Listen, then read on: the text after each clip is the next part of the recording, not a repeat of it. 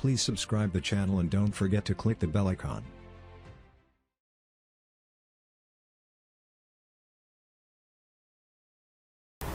बिस्मिल्लाहिर्रहमानिर्रहीम। Welcome to the class of plant systematics. तो जैसा कि हमने अपने लास्ट लेक्चर में गायनेशियम के डिस्क्रिप्टिव टर्म्स को डिस्कस किया था और कुछ और भी हमने टॉपिक्स डिस्कस किए थे, जैसा कि ओवरी जो है वो मॉडिफाइड लीफ है या नहीं है। तो उसके भी हमने एवोल्यूशनरी प्रोसेस का एक डायग्रामेटिक रिप्रेजेंटेशन हमने उसमें दी थी कि किस तरह से लीफ जो है वो मॉडिफाई हो गया है ओवरी में। उसके बाद जो हमारा टॉपिक है वो है प्लेसेंटेशन। जैसा कि इसके नाम से ही जाहिर है, प्लेसेंटेशन क्या है, दीज आर द प्लेसेंटास। तो प्लेसेंटेशन से पहले हमें प्लेसेंटा को डिफाइन करना पड़ेगा कि प्लेसेंटा क्या होता है, क्योंकि प्लेसेंटेशन की जो टर्म है it is derived from the placenta. तो प्लेसेंटा एनिमल में भी होता है, तो प्लांट्स में भी उसको वही नेम दिया गया है। प्लेसेंटा क्या होता है, this is a cushion like ride in the ovary.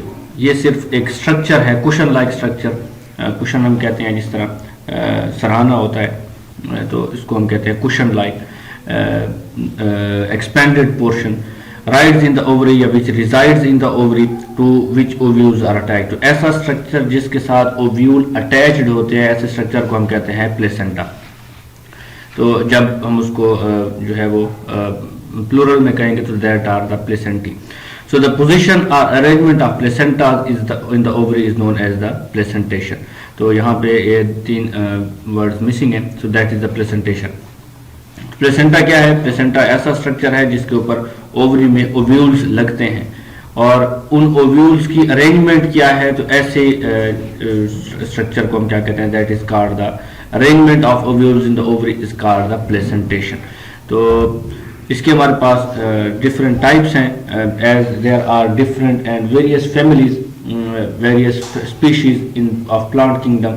तो उसी हिसाब से हर एक स्पीशी में प्लेसेंटेशन भी उसकी कैरेक्टरिस्टिक टाइप की होती है कि उस हिसाब से हमारे पास बहुत सारी टाइप्स हैं। सबसे पहले हमारे पास है मार्जिनल। मार्जिनल क्या होता है? द गायनेशियम इज मोनोकार्पिलरी और polycarpellary and apocarpous. So remember this term, ये टर्म्स हम पहले पढ़ चुके हैं। मैंने आपको बताया था कि मोनोकार्पिलरी क्या है, पॉलीकार्पिलरी क्या है, एपोकार्पस, सिंकार्पस, ये सारे के सारे स्ट्रक्चर हम पढ़ चुके हैं, बातें हम पढ़ चुके हैं। मोनोकार्पिलरी का मतलब ओवरी जो है वो एक होती है या एक से ज्यादा होती हैं, एक भी हो सकती है या एक से ज्यादा भी हो सकती हैं, लेकिन they are apocarpous means they are free from each other, they are not united, they are not fused with each other. तो ओवरी क्या है, या तो मोनोकार्पिलरी है, सिंगल है, या बहुत सारी ओवरीज हैं लेकिन वो एक दूसरे से जुदा हैं, फ्री हैं। So that the ovaries are simple and unilocular. तो चूंकि ओवरी या तो एक है या अगर ज्यादा है भी सही, तो वो एक दूसरे के साथ जो है वो फ्यूज नहीं है, तो वो क्या होते हैं, सिंपल है और यूनिलैकुलर है।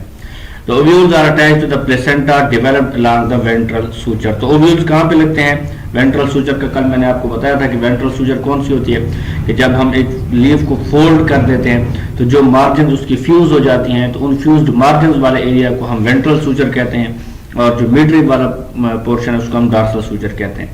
तो placenta developed along the ventral suture, so along the fused margins of the carpel.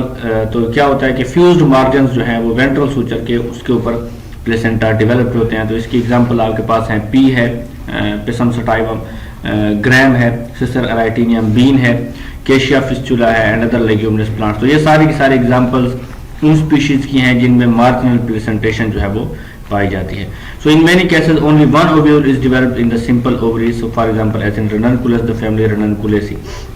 तो बहुत सारे केसेस हमारे पास ऐसे भी हैं कि सिर्फ एक ओव्यूल ही लगता है ओवरी में। तो ये हमारे पास एक सिंपल तरह की आप कह लें कि प्लेसेंटेशन है। So here is the diagram.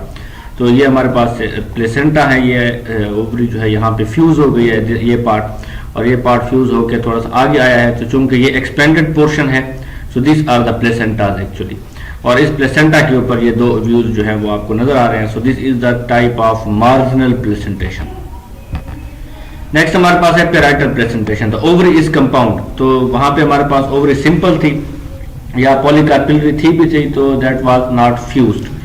Apocarpous थी। The ovary is compound formed by the fusion of two और more carpels by their adjacent margin. So it means that ovary is syncarpous means ovaries are united. Ovaries एक से ज्यादा है तो major जो ovary है compound ovary बन जाती है, बहुत सारे ओवरीज मिलके उसको बनाती हैं। लेकिन यहाँ पे भी ओवरी जो है वो यूनिलैक्युलर है। लैक्युलर, यूनिलैक्युलर या मल्टीलैक्युलर का मतलब क्या है कि उसमें जो हमारे पास पोर्शंस हैं वो कितने हैं, एक है तो यूनिलैक्युलर, दो हैं तो बाइलैक्युलर, तीन है तो ट्राइलैक्युलर, मल्टीलैक्युलर, इस तरह से हम उसको डिफाइन करते हैं। The fuse margin of the carpel swell up to form the placenta. तो जो मार्जिन हैं ओवरीज के या कार्पल्स के वो आपस में फ्यूज हो जाते हैं और फ्यूज होने के बाद वो स्वेल अप हो जाते हैं, एक्सपेंड हो जाते हैं अंदर की तरफ, और उस एक्सपेंशन की वजह से जो स्ट्रक्चर बनता है वो प्लेसेंटा है, और उसके साथ ही क्या अटैच होते हैं, ओव्यूल्स जो है वो अटैच होते हैं। So the placenta in this case run along the inner surface of the wall of the unilacular ovary and their number indicate the number of carpels। तो यहाँ पे हम बात कर रहे हैं कि प्लेसेंटा किस तरफ होते हैं। प्लेसेंटा जो है वो ओवरी के इनर सरफेस जो है, इनर वॉल जो है यूनिलैक्युलर ओवरी की तरफ, वहाँ पे डेवलप होते हैं, और उसका जो नंबर है, किसका नंबर, प्लेसेंटा का नंबर, यूनिलैक्युलर ओवरी के जितने प्लेसेंटा होंगे हम बता सकते हैं कि उतनी ओवरी जो है वो उसमें मौजूद है। तो अगर कोई हमारे पास ऐसा प्लांट है जिसमें पेराइटल प्रेजेंटेशन है और हम मालूम करना चाहते हैं कि उसमें ओवरीज कितनी है, तो हम उसकी ओवरी को डाइसेक्ट करेंगे। डाइसेक्ट करने के बाद हम फिर बताएंगे, देखेंगे कि कितने प्लेसेंटाज हैं। तो जितने प्लेसेंटाज होंगे तो उसका मतलब है उतनी ही उसमें ओवरीज है। तो कुकम्बर है, मेलन है, मस्टर्ड है, इन सब में क्या है, पेराइटल प्रेजेंटेशन जो है वो पाई जाती है। तो ये हमारे पास उसकी डायग्राम है, तो ये पेराइटल प्रेजेंटेशन की, यहाँ पे इनर सरफेस की तरफ यूनिलैक्युलर ओवरी है, और ये जो फ्यूज्ड मार्जिन है ये 3 कार्पल्स हैं, यहाँ से लेकर यहाँ तक 1 कार्पल है, ये सेकंड कार्पल, और ये जो है ये थर्ड कार्पल। तो यहाँ पे जो ओवरीज फ्यूज हो रही हैं ये आपको नजर आ रहा है, ये स्ट्रक्चर अंदर की तरफ जो है वो ग्रो हो गया है। तो ये स्ट्रक्चर प्लेसेंटा है, ये प्लेसेंटा है, this is also placenta and this is also placenta. यहाँ पे आपको यूनिलैक्युलर ओवरी नजर आ रही है, यहाँ पे कोई वॉल्स नहीं है दरमियान में, ओवरीज 3 है लेकिन फ्यूज्ड है। तो यहाँ पे भी आपको ओव्यूल्स नजर आ रहे हैं। So these are the ovules and these are also. तो ये ट्राइकार्पिलरी सिंक कार्पस ओवरी है, यूनिलैक्युलर, और प्लेसेंटेशन इसकी जो है वो पेराइटल है।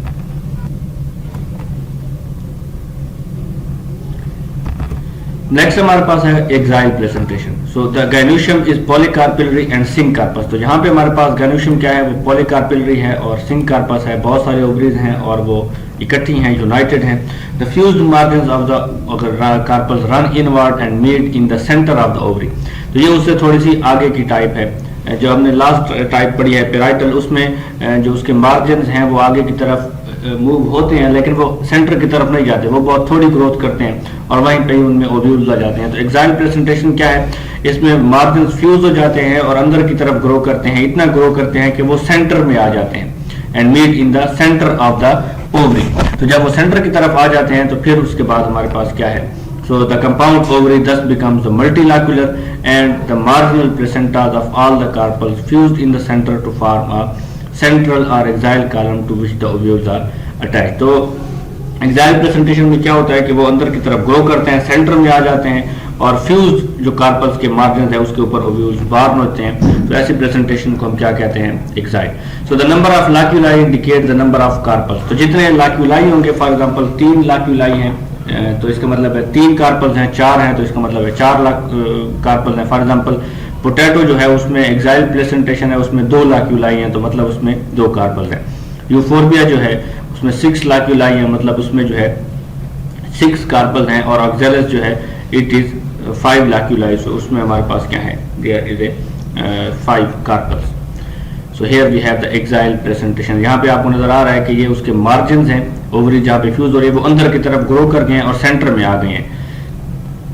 तो सेंटर में वो एक कॉलम बना रहे हैं, और इसी के अंदर फिर यहाँ पे आपको नजर आ रहा है कि ओव्यूल्स बार्न हुए हैं। So this type of placentation is called the axile placentation. यहाँ पे भी आपको नजर आ रहा है कि ये मार्जिन जो है, ये फ्यूज्ड मार्जिन, यहाँ पे ये सेंटर की तरफ, ये भी सेंटर की तरफ, सारे के सारे सेंटर में मीट हुए, और फिर हर एक ओवरी में उसके जितने लाक्यूलाई हैं वहीं पे ही उसके जो है वो प्लेसेंटा जो है वो डेवलप हुए, और उसके ऊपर ओव्यूल जो है वो अंदर की तरफ बन गए। So free central, so this is another type of presentation. The ovary is compound and unilacular. So again the ovary is compound, it is also unilacular. The ovules are borne on the central axis arising from the base of the ovary and not on the fused margins of the carpel. तो जो हमने exile presentation देखी उसमें हमने कहा है कि जो मार्जिन हैं ओवरीज के वो फ्यूज हो जाते हैं अंदर की तरफ ग्रो हो जाते हैं, सेंट्रल कॉलम बनाते हैं और वहां पे ओव्यूल्स डेवलप होते हैं। लेकिन यहाँ पे क्या होता है कि ओवरी कंपाउंड है, यूनिलैकुलर है, लेकिन ओव्यूल किसके ऊपर, सेंट्रल एक्सिस के ऊपर भी डेवलप हो रहे हैं। यहाँ तक बातें दोनों में सेम है, लेकिन फर्क कहाँ पे आ रहा है कि ये जो सेंट्रल कॉलम है, सेंट्रल एक्सिस है, ये ओवरीज के फ्यूज मार्जिन से नहीं बना, बल्कि ये कार्पल का अपना है, ये ओवरीज का अपना है और उसी के ऊपर ही जो है वो डेवलप हो रहे हैं। So in some plant the placentation is at first axile but later become free central due to breaking down of the septa. तो अभी हमने एक्साइल में पढ़ा है कि उसमें क्या होता है, सेंट्रल कॉलम होता है, तो वो सेंट्रल कॉलम या जो सेप्टम है ओवरीज के, जो हमने जो फ्यूज्ड मार्जिन अंदर की तरफ ग्रो करते हैं, वो खत्म हो जाएंगे, तो फिर वही सेंट्रल कॉलम सिर्फ रह जाएगा जिसके ऊपर ओव्यूल्स आते हैं। तो इसका मतलब है वो पहले एक्साइल थे और उसके बाद जो है वो फ्री सेंट्रल हो गई। द सेंट्रल एक्सिस मे और may not reach the top of the ovary, तो वो हो सकता है कि वो टॉप ओवरी के एंड तक पहुंचे या वो ओवरी के एंड तक ना पहुंचे। तो here again we have free central. तो ये हमारे पास फर्क है। यहाँ पे अगर आपको नजर आ रहा है तो यहाँ पे उसके जो मार्जिन है वो अंदर की तरफ ग्रो हुए हैं और यहाँ पे ये आपको ये जो है दिस आर द सेप्टा, जो इन सबको एक दूसरे से अलग कर रहे हैं।